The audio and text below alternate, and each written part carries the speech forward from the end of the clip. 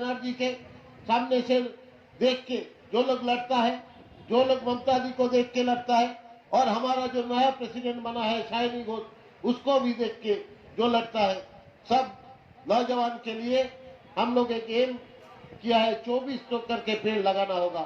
और ये पेड़ 2021 से ये पेड़ बड़ा हो जाएगा और 2024 में जो इलेक्शन होगा ऑल ओवर इंडिया में इस पेड़ से जुड़ा फूल का निशान फूलेगा और ममता दी इंडिया का प्राइम मिनिस्टर बनेगा। ये हम लोग का सबका शपथ है। जो 2021 का जो चुनाव हुआ था, इस चुनाव में अब सबने देखा है, हर दिन सुबह में प्राइम मिनिस्टर आता थे और शाम में लौट जाते थे। जिस दिन प्राइम मिनिस्टर नहीं आते थे उस दिन होम मिनिस्टर आते थे, वो भी शाम में लौट जाते थे। और कश्मीर से कन्याकुमारी ऑल ओवर इंडिया में आप लोग जान लीजिए, पूरा इंडिया का 130 करोड़ आदमी 2 महीने तक पूरा बंगाल के ऊपर उस लोग का ध्यान था।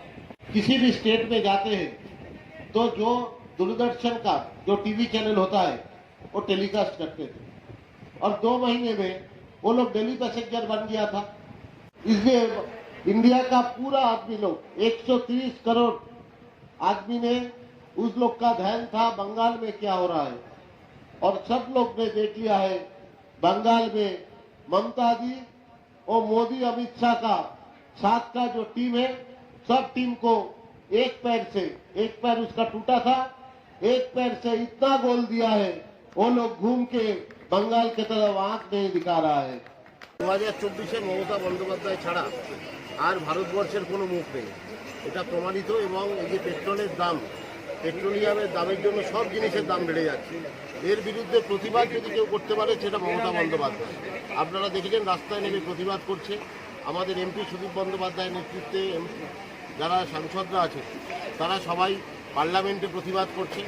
নরেন্দ্র মোদীকে ভারত ছাড়তে হবে এবং 2024 মমতা বন্দ্যোপাধ্যায় ভারতবর্ষের প্রধানমন্ত্রী হবে, এটাই আমাদের সকলের চ্যালেঞ্জ।